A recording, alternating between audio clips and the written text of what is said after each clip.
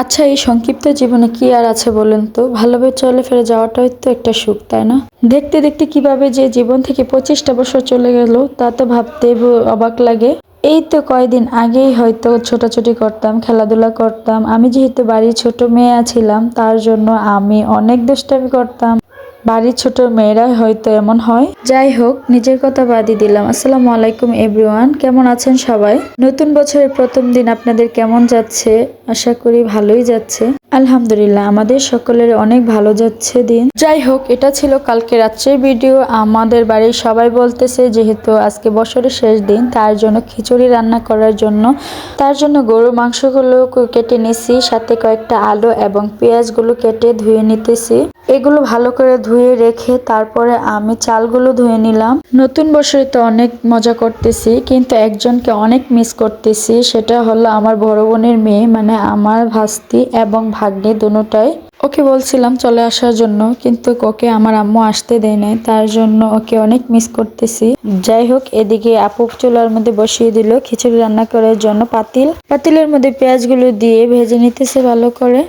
আপু রান্না করতেছে, বসে আছে আমার ছোট ননদ এবং আমার শাশুড়ি আম্মা এবং ছোট যা, সাথে আমিও ছিলাম। সবাই পাশে আছি যাতে আপুর একা ফিল না হয়। আমরা সবাই বসে বসে গল্প করতেছি। আসলে নতুন বছরে আল্লাহর কাছে একটাই চাওয়া, যাতে এভাবে হাসি খুশি ভাবে সবাই থাকতে পারি এবং সবাই চলাফেরা করতে পারি।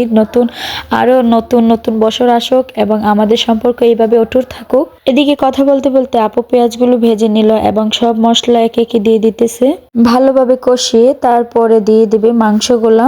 আসলে গরুর মাংস দিয়ে খিচুড়ি রান্না করলে খিচুড়ির স্মেলটা অনেক ভালো আসে এবং খেতে অনেক মজা হয়। এখন দিয়ে দিতেছে খিচুড়ির মেন উপাদান। আসলে আলু না দিলে খিচুড়ি আমার কাছে ভালো লাগে না। খিচুড়ির আলুটা অনেক স্বাদ লাগে, তার জন্য আলুগুলো দিয়ে দিছে। আর এমনিতে আমাদের বাড়ির সবাই অনেক আলু পছন্দ করে। এইদিকে আপু আলুগুলো এবং মাংসগুলো দিয়ে ভালো করে নাড়াচাড়া করে কষিয়ে নিবে। তারপরে কষিয়ে নেওয়ার পরে এখানে দিয়ে দিবে ডাল এবং চালগুলা। এখানে আমরা 1.5 কেজির মতো পোলাও চাল নিছি এবং 1 কেজি ডাল নিছি। আসলে ডালের পরিমাণ বেশি হলে খিচুড়ি খেতে মজা হয়, কিন্তু আমরা এখানে 1 কেজি ডাল নিছি। এগুলাকে ভালো করে মিশিয়ে এখন গরম পানি দিয়ে দেওয়া হয়েছে। গরম পানি দিয়ে ভালো করে ঢাকনা দিয়ে ঢেকে দেওয়া হয়েছে।